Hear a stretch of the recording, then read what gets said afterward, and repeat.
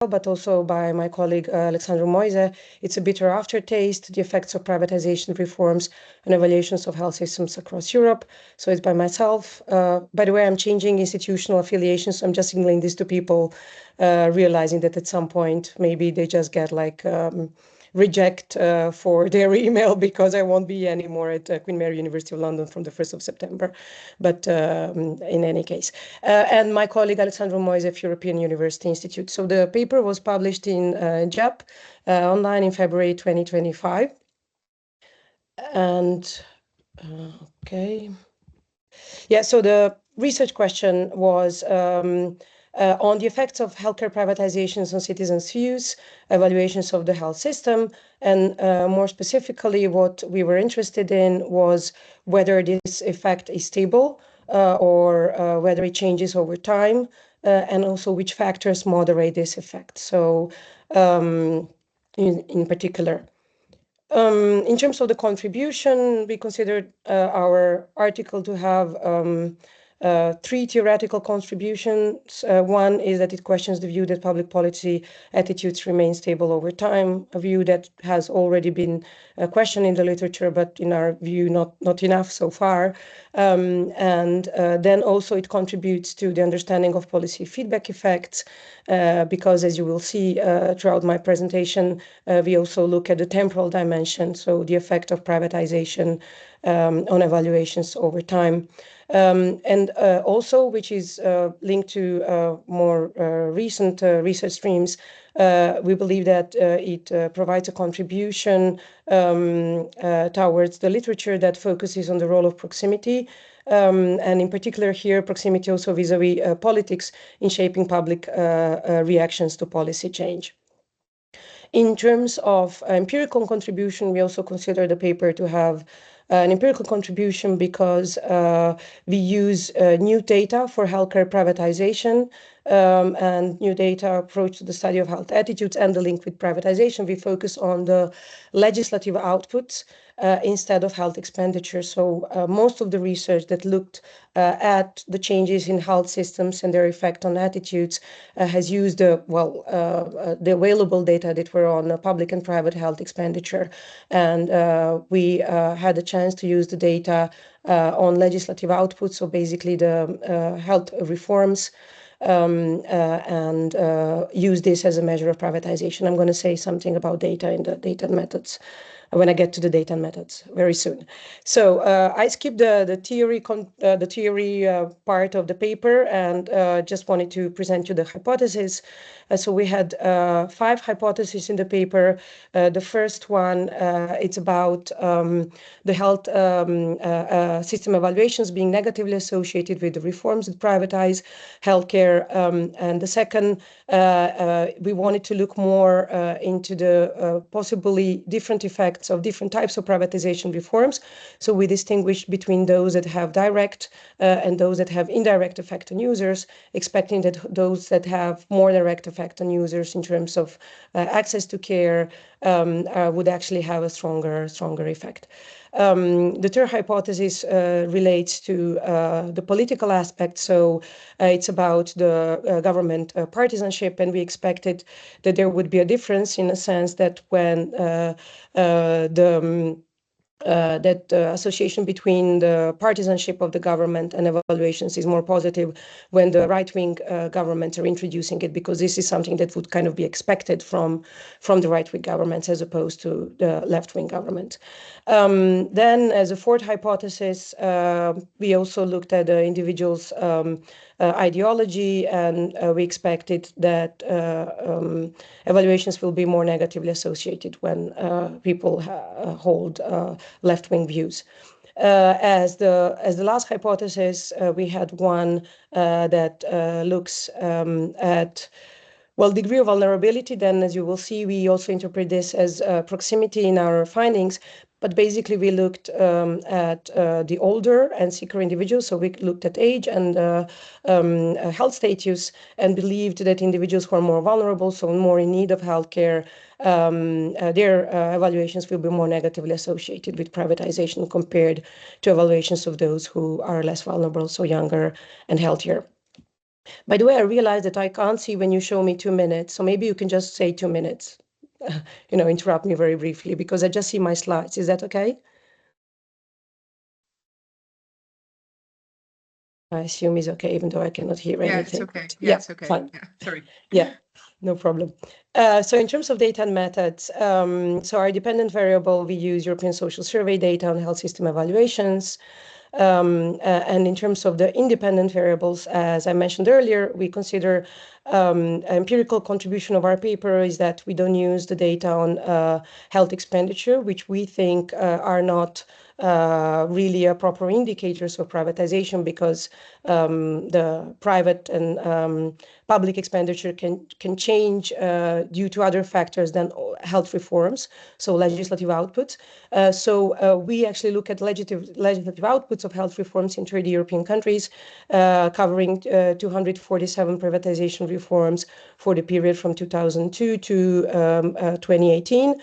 So I put this in bold because it refers to the picture you can see on your right, which is so this data set was the outcome of one of the North Face welfare state futures projects. And there was a handbook published in 2021, and this is one of the papers that actually relies on the data set that goes hand in hand with the handbook.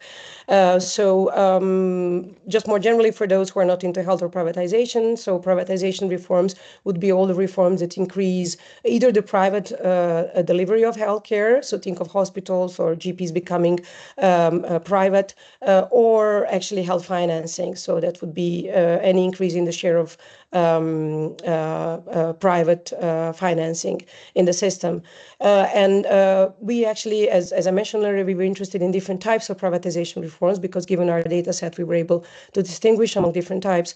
And we categorize them as those that have direct effect, for example, user fees, because large majority of citizens, just those that are not exempted are excluded, but large majority of users are asked to pay user fees when this privatization measure is put in place, while we consider those that have indirect effect measures, such as, for example, voluntary private insurance, because this is up to individuals to actually choose whether to have a private insurance or not, because it's voluntary.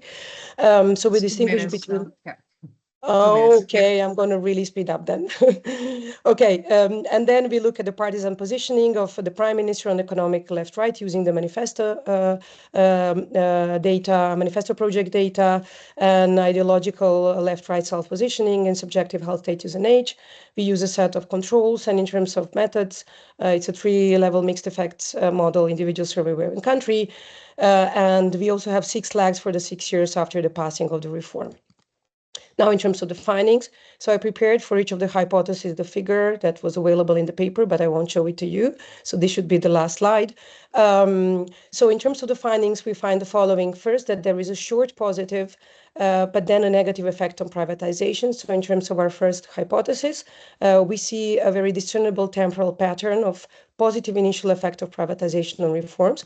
To be more specific, this is in the first year after the reform is introduced, but this is followed by a worsening perception of the health system as the reforms set in, up to the 5 years when it actually peaks, this worsening perception, and then the 6th year it actually becomes less negative. And then the partisanship effect is strong initially, but then it's actually short-termed. Partisanship effect has a effect on health system evaluations the way we expect. So in terms of left-right effect, but this effect is short-term. In terms of importance of proximity, so we grouped these 3 hypotheses together under the umbrella of proximity. So first is the privatization reforms that have more direct effect of health services use. So think about user fees are actually evaluated more negatively than reforms with an indirect effect. And the hypothesis 4 and 5 shows that actually direct exposure to health policy based on health status has a more immediate and extended effect on evaluations compared to other characteristics that are unrelated to care use, such as ideology. So I have all the figures that were there in the paper along with the findings, but I won't go into further details. I would just like to thank you for your attention, and I'm happy to hear your questions or any comments. Thank you very much. Thank you. Thank you. It was just almost within 10 minutes, so totally fine. And let's see, I see already a question, or yeah, Thijs. Yep, I do have a question, but I I thought the other Thijs. Oh, sorry. Yeah. I was just going to ask, but since you started, Thijs, you go first. I'm sorry, I didn't see that there were two Thijses. I forgot that. No, my question, and maybe it's the same question. So thank you, Tamara, for the presentation. I was wondering what your explanation is for the fact that there was this short-lived positive effect and then the negative effect. Because I was thinking, well, if there was first no effect and then a negative effect, that would be more. So I was just wondering what your thoughts are on that, because it's an interesting finding, I think. Yes, thank you for the question. So we also explained this in the paper. So basically what we find in terms of the privatization is that the year when there is a passing of the reform, there is no effect, which does make sense because people cannot experience the reform. Then the first year it's positive, and then it turns negative, as I mentioned, so it peaks at the fifth lag. And then when we actually break down into the types of privatization measures, it shows that the positive effect in the first year is due mainly to these indirect measures, such as voluntary private insurance, for example, which like it offers more choice, right, to some people, right, not to everybody, those who can afford it. And then actually shows that those measures that more directly affect users, such as user fees and what else do we have? I think we have some other types of cuts in benefits that actually that is what drives the negative perception. So we were able to really show this effect, distinguishing between the type of reforms. Yeah. Then again, what is not maybe possible to explain is that why in the sixth year, so 6 years after the introduction of the reforms, this effect becomes negative. It could be that people get used to paying user fees. So it becomes kind of normal that health is not either for free or it just costs more, that people, so to say, internalize new institutional norms, or whatever the theory would be. But we do find that it peaks at in the fifth year, which why really the fifth year? It's a bit difficult to explain, but we do show that from the second to the fifth year that there is a negative effect, and that is driven by these reforms that we consider as reforms having more direct effect on access to care and use of care. I was also thinking, could it be due also to the fact that citizens might have certain expectations of the privatization, and then as time goes on, they kind of become disappointed about, okay, this is not, I'm not getting the choices that I thought I would be gaining? Or could it be related to that somehow, that there's an expectation and a disappointment? Or it might be, because if I can recall correctly, I think it was for the subjective health that I was just checking. Yeah, so in the year, it's interesting, in the year when the reform is passed, so it's like year zero, where basically no one is really feeling the effect. So it can be based basically on expectations, right? Not in experiences. We find that those with worse health status, worse subjective health, are more positive. But immediately after the first year, their evaluation becomes negative. So it's interesting. So it could be that it's at the level of expectation that, whatever would it be, like, okay, the whatever argument is presented, right, there can vary, like, oh, there will be more money in the public system, and for those that really need care and so on. So it seems that at the level of expectations, it seems that this could be probably the effect, because at the year zero, no one is really feeling the effect. But then when it kicks in, the reform really kicks in terms of implementation, then their evaluations become more negative. And there are those that most probably use the system more frequently. So those that have more experiences, yeah. Yes. Yeah, makes a whole lot of sense indeed. Other questions?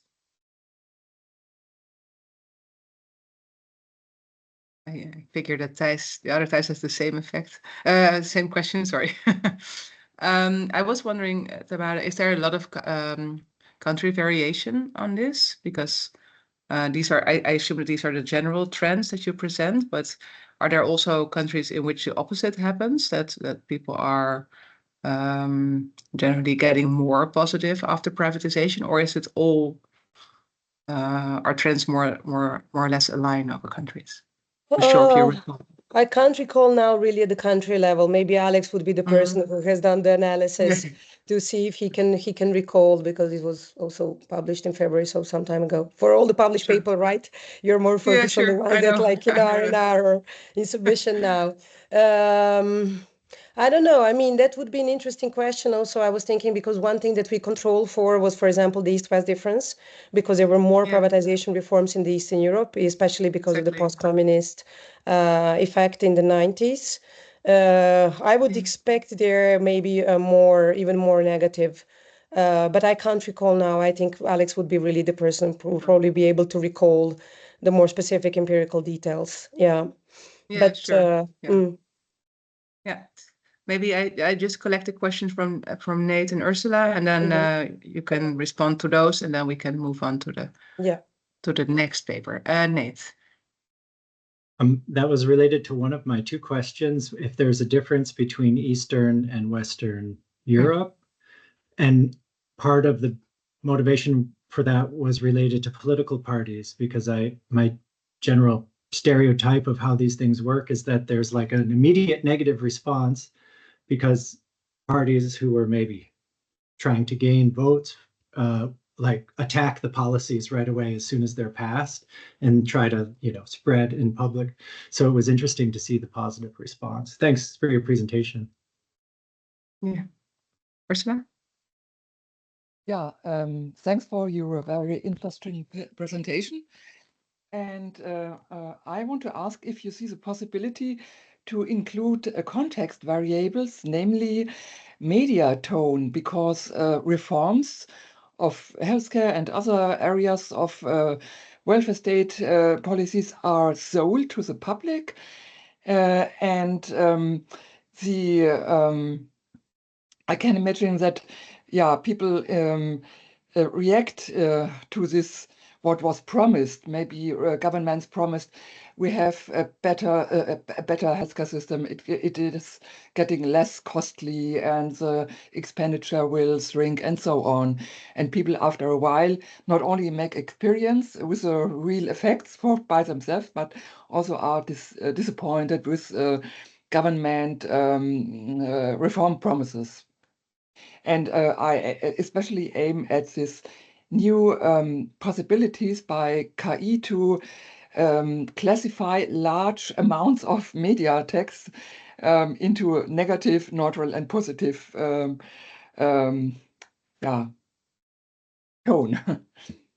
I see.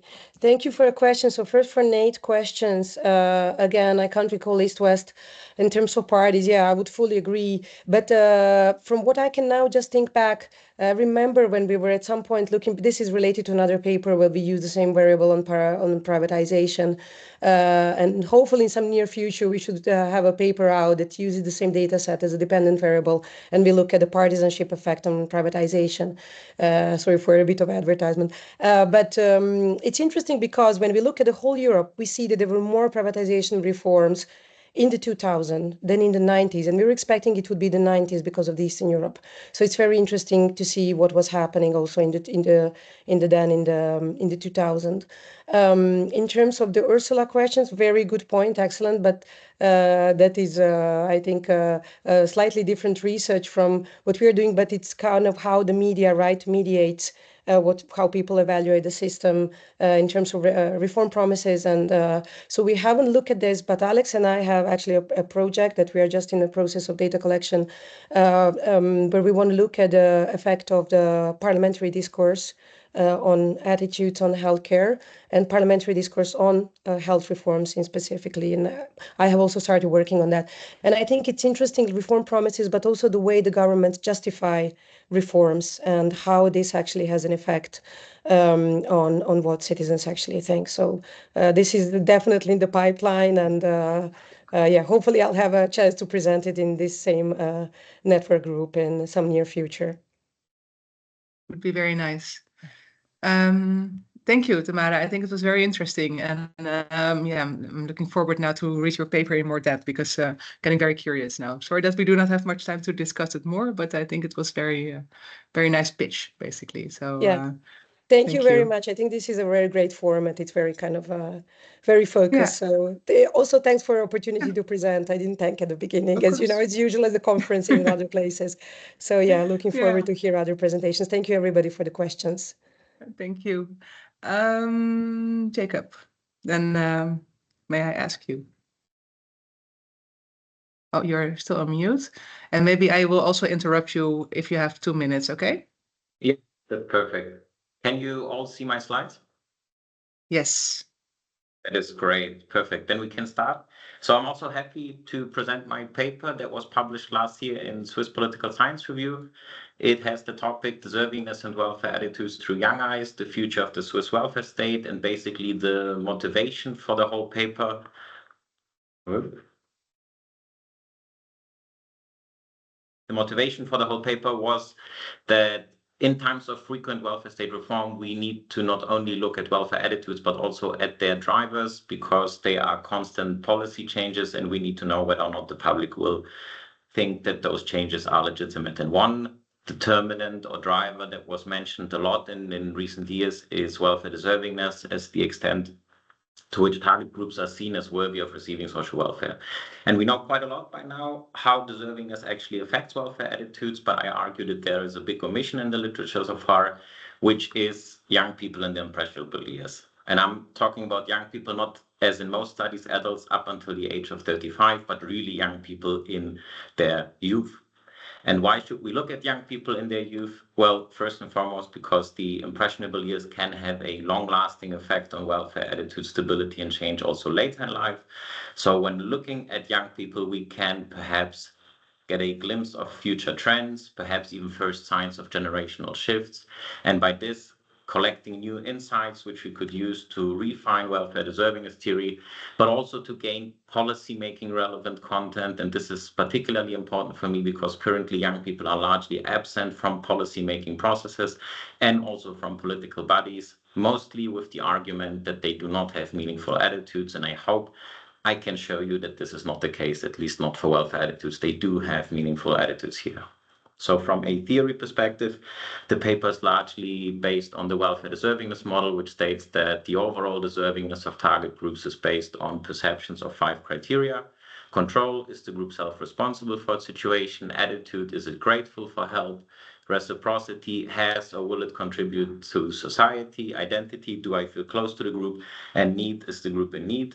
This then informs our overall deservingness judgment, which in turn is an important driver for the support for social rights and social obligations.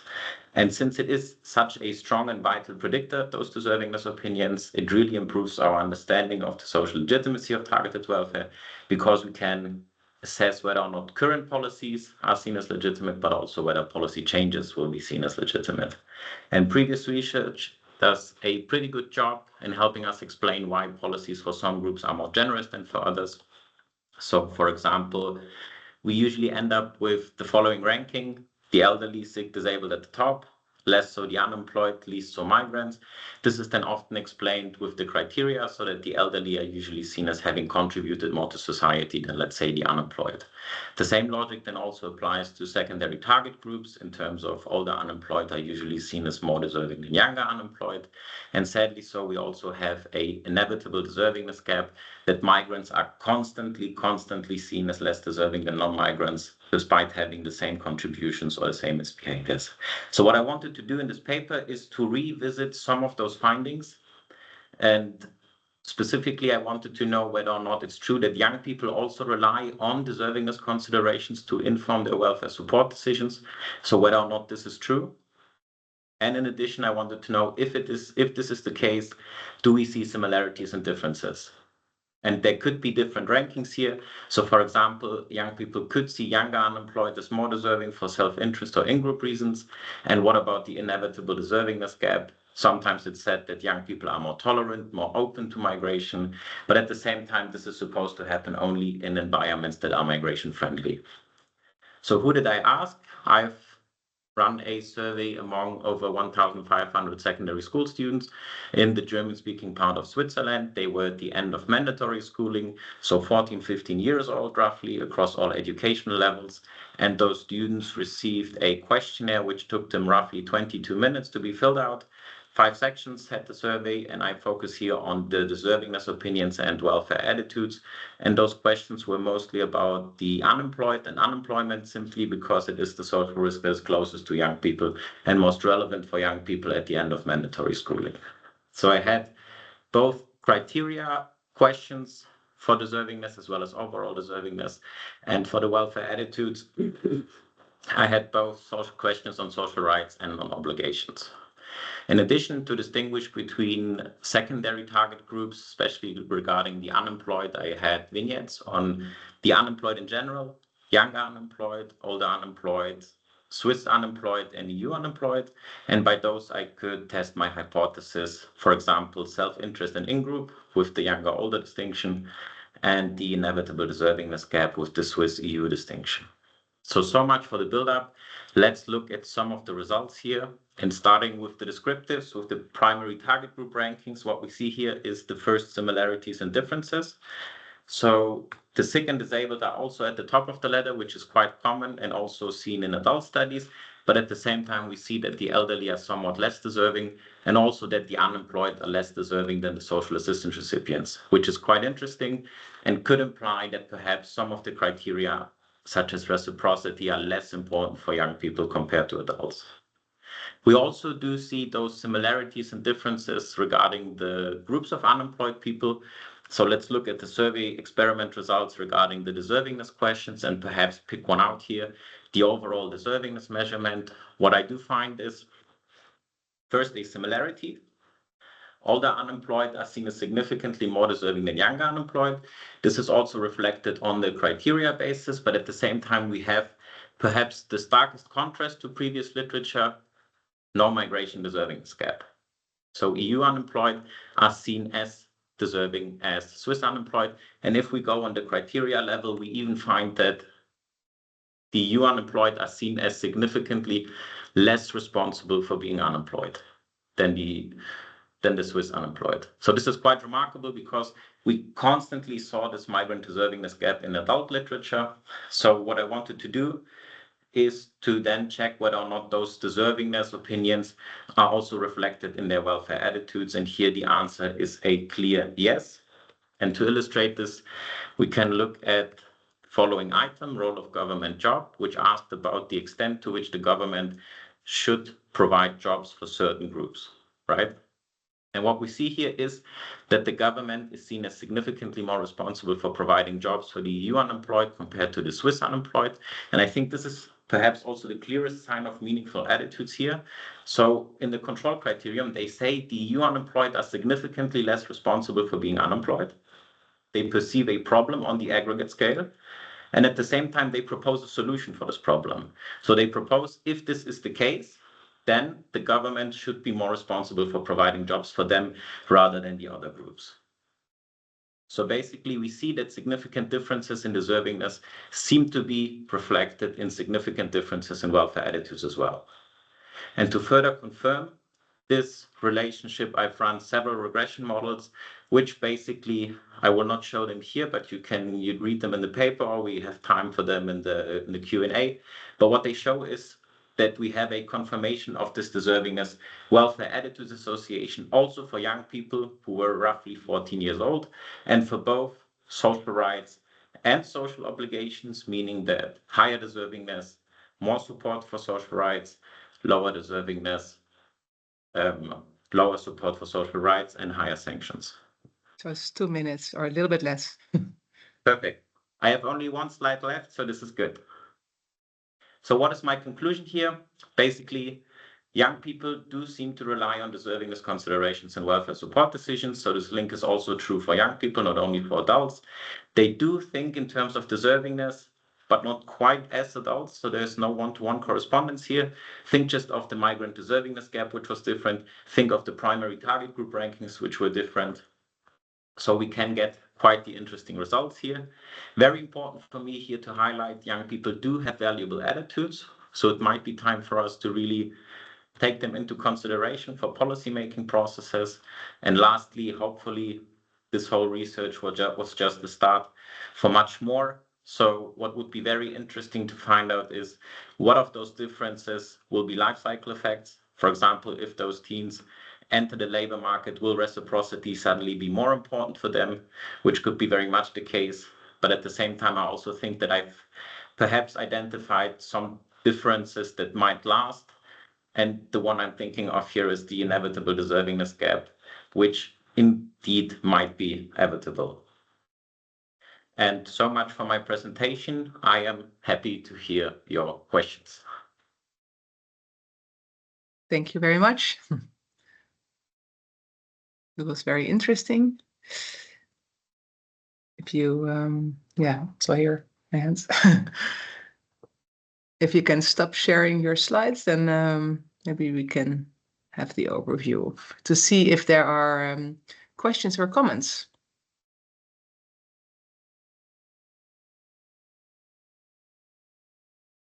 Maybe first question for me is like how did you do the data collection? Because I think it's very nice that you have this data. It's very impressive.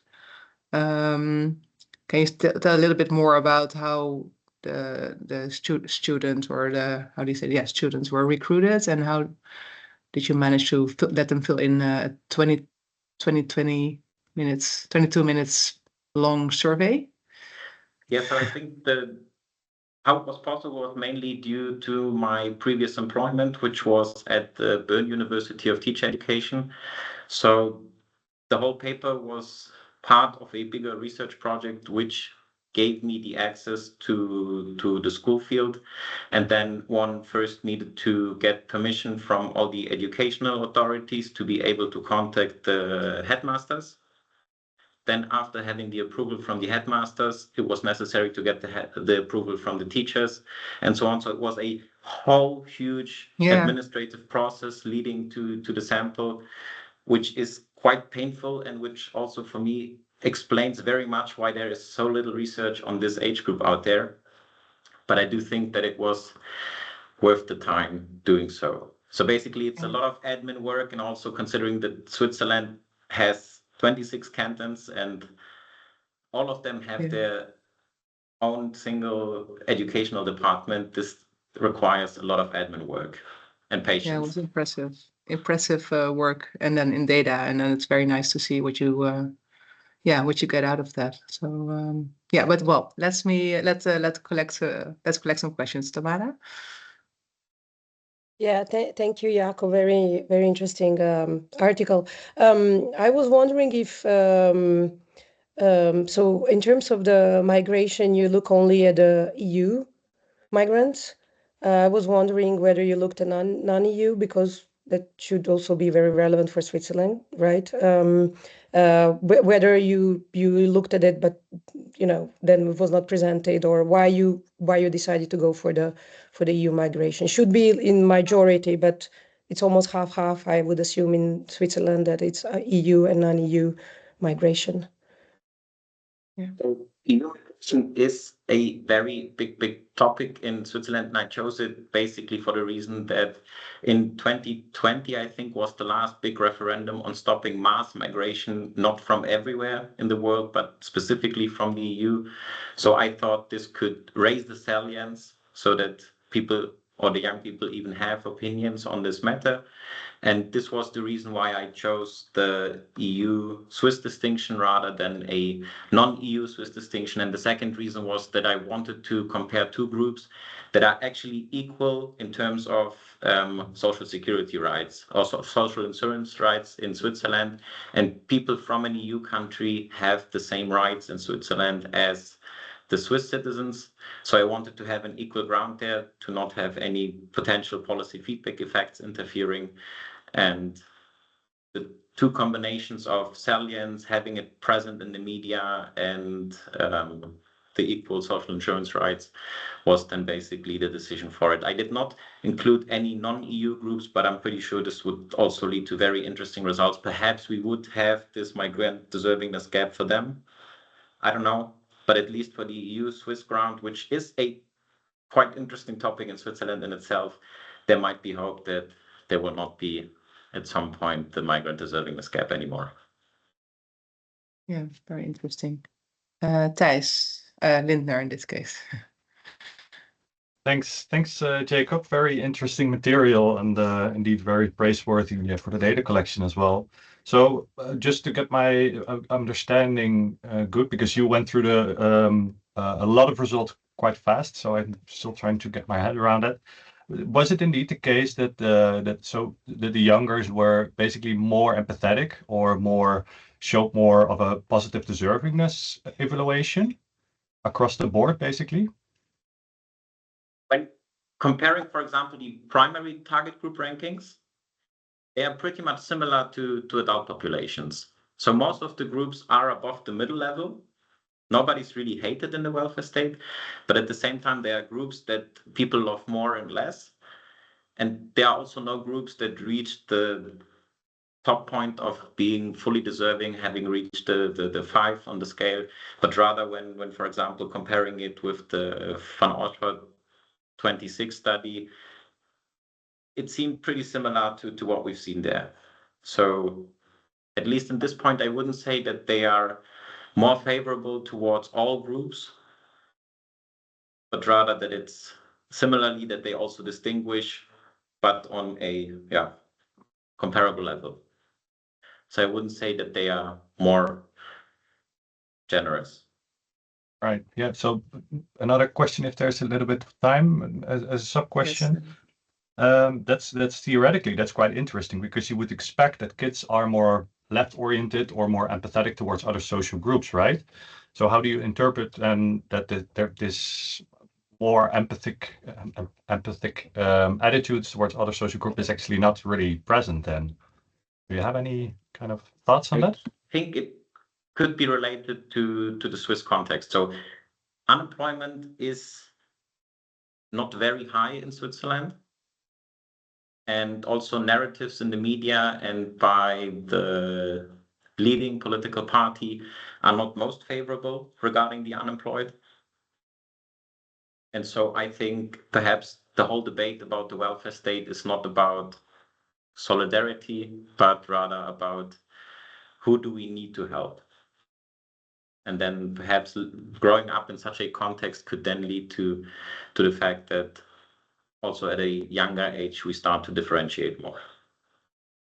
But this is just a hypothesis. I have not tested this, so this would be something interesting to test in the future. Yeah, very interesting. Thank you, Jacob. We have one more paper to go, so I think it was very interesting, and I think we can talk about it for a very long time, because I think it's very interesting to see how these differences are there between, especially this this deservingness gap. I'm quite triggered by that, but no time for now. But we will discuss this more in the future, I think, I hope, because we have one more paper, Nate.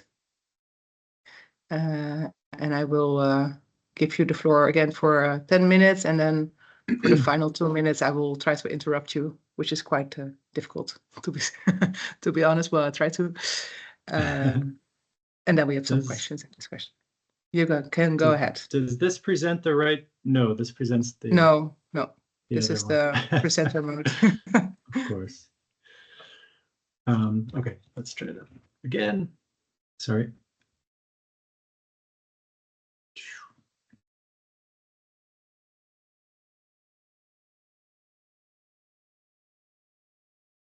Share that, and is it sharing now? Yeah, perfect. Great. So, like, hi, Nate Bresnow. Like the others, this paper is published, but hopefully science is ever evolving and changing, and maybe someday our published PDFs will evolve and change too in a better, more open science future. This is with my co-authors Lisa Heukamp, Hong Nguyen, and Tom Knuff. And myself and Hong are now at the German Institute for Adult Education in Bonn. So basically, we are working with a very simple theory of attitude formation or attitude expression, depending on how you think about it. And we're looking specifically at support for redistribution.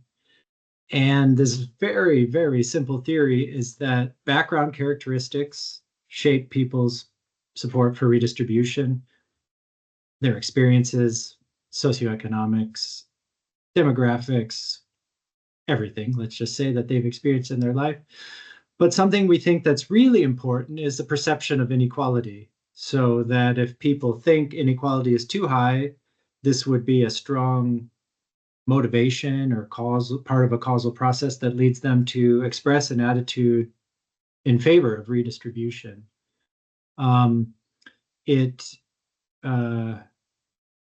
This would be like a causal theory, but again, attitudes are a little funny. We're going to work here with survey data, and that means that really what we're measuring is at that very particular moment in history, in time, the person ticked a certain box on the survey and expressed an attitude. And whether that attitude is what they will always express all the time or not is a subject of much other research. But that's important, and I'll come back to that point. But this is our basic theoretical model. Now here's some data from the ISSP. And on the x-axis, we have the percentage who agree that the income gap is too large. So this is like their perception of inequality. Now that's of everyone who has a position that's not neutral. And of those with a non-neutral position, in almost all societies in the ISSP, there's really favorable support. Support really skews towards support rather than opposition. And almost all societies are above 80%, and some get close to 100%. So in Portugal, for example, in the bottom right corner, there's almost nobody who would disagree that the income gap is too large. So just to give you some context, so now we compare that with the y-axis, which is only of those people who agree. So taking only those people who think the income gap is too large, what percentage do not support the government redistributing or doing something about it? And so we could say this is a kind of attitude inconsistency. Not that that's surprising. We know in attitude research, people are very inconsistent with their attitudes, but maybe we'd like to learn more about that. So countries like Netherlands, Finland, Portugal, Belgium, along the bottom, they're quite consistent. There are a few people who agree the income gap is too large who do not support redistribution. But then there are other countries, surprise, surprise, the United States is way up there, close to 40%. And then other countries like Canada, Australia, New Zealand, Japan, Chile are above 20%. The puzzle gets even more complicated when you look at the within country correlation. So no longer just looking at this percent of those who agree there's too much inequality, but just looking at the two variables, which are 5-point scales, and comparing them. Portugal is actually relatively inconsistent, or there's not a strong correlation between perception of inequality and support for redistribution. This has a lot to do with the neutral category. And we don't go a lot into that in this paper, but I just want to paint a picture for you here to start. So it's our theory that actually at that moment when people go to express their attitudes on the survey, what we know from psychological research is that they look for shortcuts or cues or heuristics or something that they can work with that says, oh, what do I think about this question? How am I going to answer it? And because the word government appears in that question, that the government should redistribute, we think that it could tap into attitudes towards the government, actually. And so when people think about the government, they could have a more positive affect, maybe kind of neutral or quite negative. And so we think that at this moment of survey, or in expressing the attitude, that these government heuristics would play a moderating role. So that people who see inequality, let's think about the United States, for example, people think, oh, it's very unequal. Oh, but the government is, bad. So I'm not going to support any government policy, including redistribution. Something like that. So we're going to try to model this we tried to model this association using ISSP social inequality data. It's a little over 30 years of data, 102 country time points. Country time point will be the unit of analysis for the moderation effect. And X is that you've seen it on the graph, income gap is too large, and the dependent variable is the government should reduce differences in inequality. For government heuristics, we don't really know. We looked for what we could find that would measure things that would lead to a negative affect. So corruption immediately comes to mind. So in societies with more corruption perceptions, we could imagine that more people have kind of a negative, skeptical attitude of the government. Trust in government itself, in societies where there's less trust in government, people might be more negative. And GDP is a mix of different variables. It could measure a lot of things, but we think it's important to use because people tend to report on surveys like what's the most important issues, what's really important. The economy is perpetually very important. And so GDP could be a player in this. We do slopes as outcome models. So it's the moderation of the XY within country time point slope. That's a little error on the slide there. We're not looking at levels here. We could, but we're trying to just get a start into this topic, into this theory, to maybe motivate further research. And I'll be honest, I can't speak for everyone, but I don't really know what the data generating model is. I really generally have no idea. I have these tendencies. If someone's unemployed, they might be more likely to support unemployment insurance or, things like that. But exactly how all of that works, I don't really know.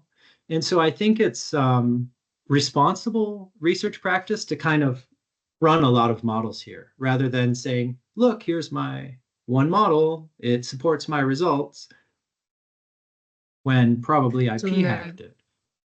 2 minutes? 2 minutes. Perfect.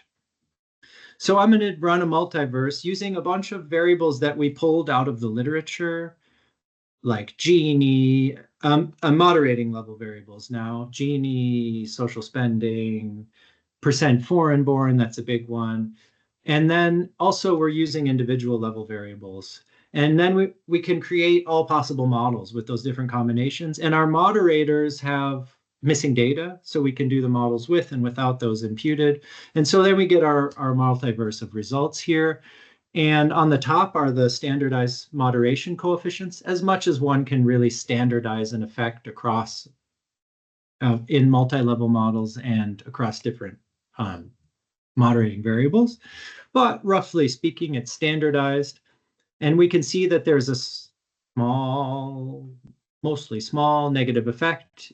And this is kind of a specification curve partitioned by the moderators: corruption perceptions, lack of trust in government, and lower GDP per capita. Along the bottom are what's included in those models, at least some of what's included. And we can see that GDP, when there's a GDP interaction with the moderator, we had reasons for modeling that. It really reduces the effect, and we can see that there is a very stable GDP effect. But there's effects in sort of across all three. And from those, we can draw a summary that there is a consistent negative moderation effect. So when people have more negative attitudes towards their government, this correlation weakens, statistically speaking. This is not necessarily causal, right? It's just this weakening of a statistical correlation. GDP actually shows the clearest moderating role, but we're not sure, GDP, it's not always clear what is that measuring. But people do seem to be happier with the government when GDP is higher. Trust and corruption seem to matter, but the effects may be context sensitive and could be sometimes contradictory at the subgroup level, which I don't have time to go into. And now my last slide. So Ursula Dahlinger, who is here today, makes a strong case for why ambiguity, not just in measurement in our study, but in attitudes research in general, may be a reason that we don't observe like behavioral responses where we might expect them. And I think this is a good argument. In our paper, we would argue maybe some of the noise in the observation of opinion can be reduced with better theory. And I would just want to point out one study which I couldn't find a working paper for, but Stephen Basie presented at the Sociological Science Conference recently based on previously published work. He went back and he has longitudinal attitude data, and they set up all the possible models that could explain people's longitudinal data points. And they racked up into the thousands very quickly. And this was evidence for me that's like, oh man, this is a difficult area to work in because the number of potential theoretical models that would explain what we observe is really, really high. So you could see that negatively, or you could see, hey, there's lots of research and work to do. And so I'll leave it there. And this is what ChatGPT thinks my paper looks like as an image.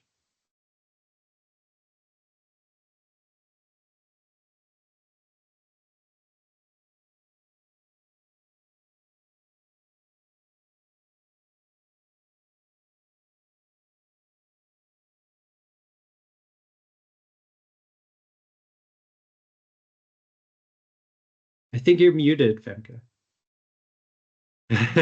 I'm very sorry. Sorry. Okay, thank you, Nate. It was a very interesting presentation. And I just wanted to give the floor to Thijs for a question. I guess that's me, Femke. So thank you, Nate, for the interesting presentation. So I think you're absolutely, I think you're spot on with the mechanism of one reason why citizens might not connect their concern for inequality with government redistribution is because they lack trust in government. Another that I was thinking about, like a potential other mechanism, I don't know whether you explored it or not, but it could also have something to do with the fact that there might be citizens thinking it shouldn't be government doing the redistribution, it should be another actor. And that might be more the case in countries where you have large market inequality. So before taxes and transfers, where citizens might think, well, our government is already doing enough. Now it's time for the companies. They should do their part and they should pay more equal wages or whatever. So I was just thinking or wondering whether this is a mechanism that you explored maybe with using other types of Gini indicators, for example.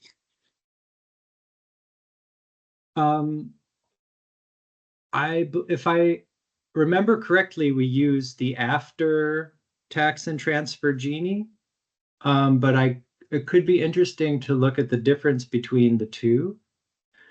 But I think the confusing data on that first figure must speak something to what you're proposing there, where it's like, oh, even where we think the government's maybe reliable, it still isn't the government's role, or the government role should be less. I mean, we see that some in the Scandinavian countries where it's like, yeah, the government's kind of doing enough. We see that in some of the way that survey responses are, because it is already doing a lot. So I don't know exactly how to explore it. I would like to. Thanks for the idea. Great. Vega. Okay, pronounce your name correct. Oh, you're on mute still. You're on mute. Oh, yeah. Thank you. Sorry. Yes, so thank you No. for this presentation. It was really interesting. And I also had an idea about another potential mechanism. I'm not sure if you've been thinking about the perceptions about social mobility, because it's often analyzed as a potential solution to this puzzle that we see in countries, that inequality may be high, but the demand for redistribution is not matched with this. And I'm not sure if you have any thoughts on this, that whether how people see the government or their performance in providing equal opportunities for mobility, how that could explain some of your results. Thank you. Yeah, I think it's a great point. This ranges from cultural values to assigning the likelihood of social mobility to sort of existing institutions. And I think all of those things, in a way, could also be being measured by what we're measuring. Because when you look at something like corruption perceptions, stronger welfare states have lower corruption perceptions. It works like that, you know? I don't know if that's a causal relationship, and you saw the US, like the liberal market economies, the liberal welfare states had this more of this break between, yeah, there's a lot of inequality, but, you know, the government shouldn't do something about it. So I think this is like really spot on. So I don't know how to stitch all those things together. That's the problem in this research area, is that if we were to really draw the theories and use like everything we kind of know about perceived inequality, actual inequality, post-tax, pre-tax, culture, mobility, we'd have a super complicated theory, which would be a great theory, and we'd have no data to model it because we wouldn't have any kind of degrees of freedom to like test it. So. Okay, then Ursula, for a final question, if there are more, maybe then I can collect them, but otherwise, Ursula, for the final question. Yeah. Yeah, Nate, a very fine paper, and you finally aimed at a point which is so visible in the question, as a question in the item formulation wording itself. You have the word government and not a neutral question. So why didn't anyone before you analyze this point? And yeah. Two questions. One, what did you do without the decision, your design decision, to leave away those who are neutral? I think you did it because you started with the figure 1 and you analyzed only those opinions of those who agree. So it's okay. It's a very large group because we have 60 to 80 or 100% in Portugal of those who agree, but still you have some countries where this group who signs on the scale 3, I don't know, or partly no, partly yes, you skip them also in the remaining analysis. And did you check what what are the consequences of this design decision? Because you are in the replication movement, and we all know that little decisions or how to rescale variables items may have consequences. And a second question, you spoke about our imperfect theories. What about what kind of theoretical improvements do you think when you say very obscure that you see that improvement of theories is necessary? To the first point, it was only in figure 1 that we did this, keeping the neutrals out to try to sort of make a point, but the analysis includes everybody, although we do later analyses with some of the subgroups to try to because there is an argument that it would only be in one direction, that it would just be people who think there's too much inequality who should support government intervention. People who don't think there's too much inequality kind of wouldn't think about it. So you see, so we tried to tease that out a little bit, but it includes everyone. And the second question, I forgot already. I'm sorry. I was answering the first question. I asked Again. what kind of you mentioned Ah, theoretical improvement yeah. is necessary. What are your ideas? Well, I just feel like our paper is kind of an exercise in showing that if we apply better theory, all of the noise and chaos that we sometimes observe in attitude research might start to clarify a little bit. Might start to be less noisy. I think we have a lot of good theories, but as I was saying, we can't put a lot of them together because, or at least not in statistical survey data analysis, because we don't have enough degrees of freedom to fit in all these. If you put together all of the welfare state, social policy, attitudes literature, the theories that they're based on, we need to consider like social mobility, immigration, culture, blah, blah, blah. The list gets really long, really fast. Even like religion, I've seen papers, and we can't model that statistically in our, using survey data. So that's not actually a theory problem. That's more like, a data problem. Yeah. Thank you so All much. right. Thank you. Thank you. I think it was again a very nice session with three very interesting papers. So for me, it's very helpful to have this and to know what's out there. I hope you like these picture paper sessions too. We might organize some in the next academic year, I think, Thijs. And then we will have a new call, and please feel free to propose new papers there or older papers that you want to draw attention on. But I think in the meantime, Thijs, we have some other thing that we want to propose for ESPANET. Maybe you can say a little bit more about it. We will send an email about it anyway, but.